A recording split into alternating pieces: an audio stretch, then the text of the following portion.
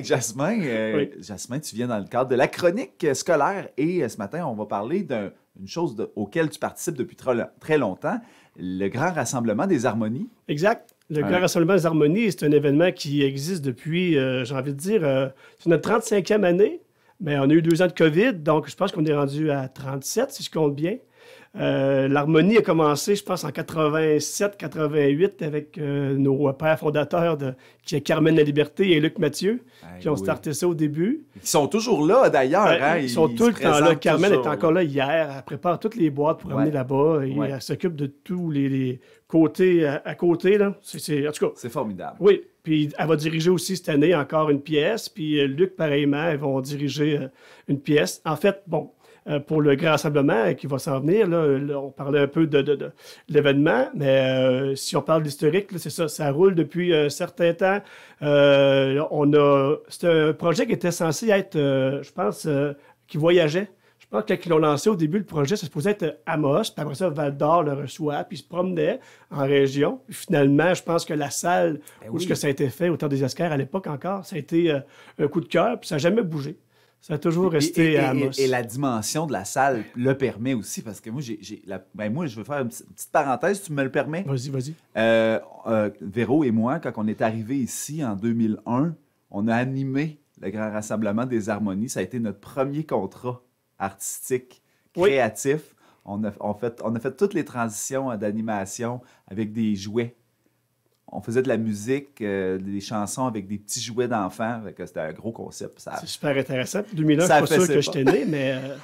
Non, c'est pas vrai. Mais oui, mais à l'époque, moi, j'étais à Lebel-sur-Quivillon. J'étais enseignant là-bas. Puis en 2001, je suis sûrement venu avec mes groupes d'élèves en tant que prof pour emmener ma gang à Amos. Ah oui, hein? Fait que je vois, j'ai un souvenir de ça, que ça Mais- bougeait côté animation. Oui, mais en tout cas, c'était vraiment, puis c'était formidable. Il y a du monde de partout, jusque de Ville-Marie qui vient, là, c'est vraiment hot. À l'époque, oui. Là, on sentait que la musique a baissé un peu. Fait que là, on reçoit des gens. À l'époque, tu animais, je pense qu'il y avait au moins 400 élèves musiciens qui participaient à l'événement.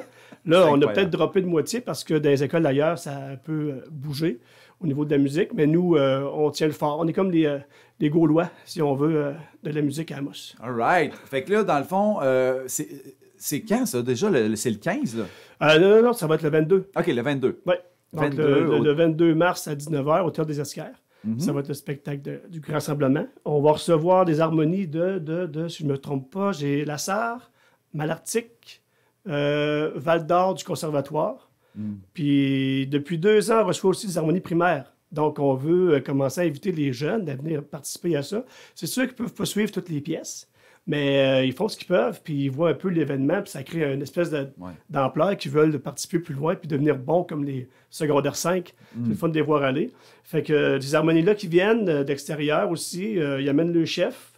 Fait que on est, je disais, 3 villes, plus Amos, on est quasiment une dizaine d'Amos à diriger. Donc, chaque chef amène une pièce, puis on est comme 15 chefs en tout qui vont diriger une pièce. Donc, c'est un spectacle d'environ 15 chansons. OK, 15 chansons. Ça peut durer quoi, 2 heures à peu près? À peu près, on dit 7 à 9, là, mais ça peut jouer autour de 8h42, peut-être. On n'a pas fait de décompte. L'animation n'est pas encore terminée. En fait, l'animation, depuis un certain temps, on laisse ça aux jeunes aussi. Ah ouais. Donc, on leur donne les blocs, puis ils s'en vont écrire le texte. Puis je pense que le public aime bien ça quand c'est les plus propres enfants qui animent le spectacle. C'est moins volubile puis élaboré. Ils lisent des trucs, puis ils font des petites blagues un peu de façon adolescente, mais ça peut fonctionner quand même. Ça peut. Ils nous mettent dans le contexte un peu de nous qui est un peu plus Ben oui. presque après boomer. Ben oui, c'est ça, tu sais. Hey, mais tu parles de jeunes, là, mais ça reste que la qualité du spectacle, elle est quasi professionnelle, là. Ben, je veux dire, on travaille là-dessus depuis après Noël. En janvier, après le retour des fêtes, on envoie les pièces, puis entre nous, on s'est créé un groupe Teams. Entre les chefs, on s'envoie les partitions là-dessus, on les imprime, on joue. L'avantage qu'on a, moi, j'enseigne au secondaire 1.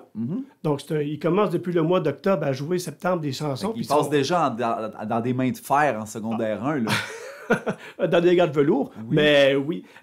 Donc, ils font les pièces. Puis l'avantage que j'ai avec mon collègue Hugo Mathieu, je prends mes jeunes, je vais pratiquer avec les 4-5. Fait que là, il y a comme ça va vite au niveau oui. de la pratique. Tu sais. Wow. Ils peuvent entendre, puis ils ont des ateliers personnalisés, si tu veux, avec les élèves. Fait que c'est one-to-one, là, tu joues avec une flûte, puis montes tes doigtés, puis ça va très vite dans ce temps-là. Fait que je trouve que ça évolue Un très genre vite de pour les jeunes. mentorat, Oui, vraiment beaucoup, puis on en fait de plus en plus. Puis c'est pareil pour le primaire. Ils sont pas si loin, donc c'est Saint-Viateur. Donc, prends une petite marche, ça en viennent à nos écoles, ils viennent pratiquer.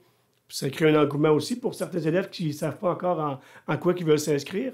Fait qu'ils hésitent, tu mets un saxophone dans les mains, c'est ça. puis là, ils réussissent à faire une note.